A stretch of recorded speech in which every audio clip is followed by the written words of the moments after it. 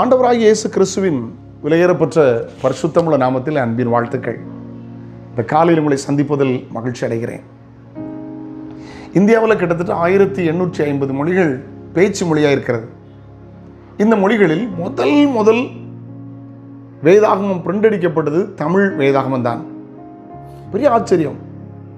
முழு உலகத்திலையும் பார்த்தீங்கன்னா எபிரேயம், கிரேக்கம், லாட்டின், பாரசீகம், ஆங்கிலம் அடுத்தாப்பில் உலகத்திலே மொழிபெயர்க்கப்பட்டது, பிரிண்ட் அடிக்கப்பட்டது தமிழ் தான். இதுக்கு பெரிய சரித்திரம் உண்டு. ஸ்பெயின் நாட்டிலிருந்து புறப்பட்டார் சீகன் பால். 7 மாதங்கள் கப்பல் பயணம். இந்தியாவில் தமிழ்நாட்டில் தரங்கம்பாடி வேளாங்கண்ணி பக்கத்திற்கு நான் போயிருக்கிறேன் ஊழியத்திற்கு. இன்றைக்கே அந்த அளவுக்கு வளர்ச்சி அடைந்து விடவில்லை. கப்பலிருந்து இறங்க அனுமதிக்கலை. காரணம், ஆங்கிலேயர் ஆட்சி நடந்து கொண்டிருந்தது. ஒருவேளை ஒற்றராக இருப்பாரோ ஸ்பையாக இருப்பாரோன்னு அனுமதிக்கலை. பிற்பாடு இறக்குனாங்க. 4 மாதங்கள் ஒரு சிறிய அறையில் அடைத்து வைத்தார்கள். தமிழை பற்றியோ தமிழ்நாட்டை பற்றியோ இந்தியாவை பற்றியோ தெரியாது. ஆனால் அங்கே அன்றைக்கு இலக்கணம் இந்த அளவுக்கு வளர்ச்சி அடைந்து விடவில்லை. சின்ன பிள்ளைகளோடு அமர்ந்து மணலில் உட்கார்ந்து எழுதினார். எழுத ஆரம்பித்தார். வேதாகமத்தை கற்றுக்கொண்டார். தமிழ் மொழியை கற்றுக்கொண்டார். மொழிபெயர்த்தார். ஒரு 14-15 வருஷத்துக்குள்ளாக மரித்து தேவ ராட்சியத்தில் சேர்த்து கொள்ளப்பட்டார். ஒரே வார்த்தையில் சொன்னார், தியாகம்.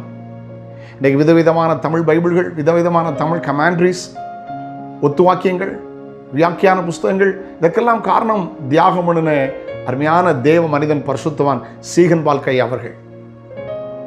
யோசித்து பாருங்க. சிலுவையின் பக்கத்தில் வரும்போது இயேசு சிலுவையில் தொங்குகிறார். கைகளில் ஆணி, கால்களில் ஆணி, விழாவில் குத்தப்பட்டார். தலையில் முட்கிரீடம் சூட்டப்பட்டார். ஒன்றை மட்டும்தான் சொல்ல முடியும். ஒன்றை மட்டும்தான் சொல்ல முடியும். கிட்ட வரும்போது சிலுவை என்பது தியாகம். சுயநலத்திற்கு இடமே இல்லை. சுயநலத்திற்கு இடமே இல்லை.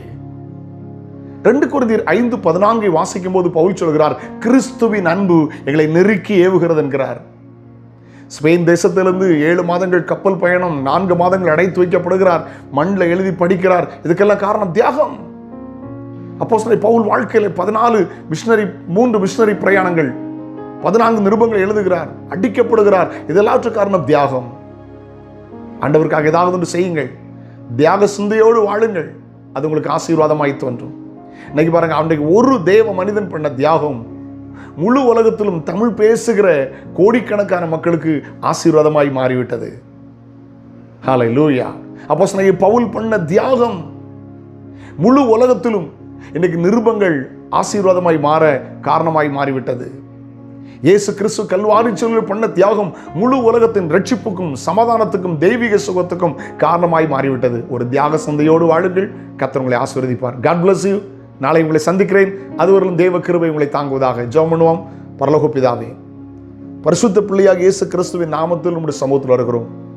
இயேசு கிறிஸ்துவின் தியாகம், அருமையான பரிசுத்த பவுலுடைய தியாகங்கள் எங்கள் கையில் தமிழ் வேதாகமம் தமிழ்வதற்கு காரணமாக இருந்த ஐயா சீகன் பால்கை தியாகத்தை குறித்து தியானித்தோம். எங்களுக்குள் ஆண்டவரே கிறிஸ்துவின் அன்பு நெருக்கி ஏவட்டும். ஒரு நபரை பார்க்கும்போது அவங்களை நேசிக்க, அவங்களுக்கு சுவிசேஷம் சொல்ல கிறிஸ்துவின் அன்பு எங்களை நெருக்கி ஏவும்படி நாங்கள் ஜெபிக்கும். இந்த நாள் பிள்ளைகளுக்கு ஆசீர்வாதமாக இருப்பதாக.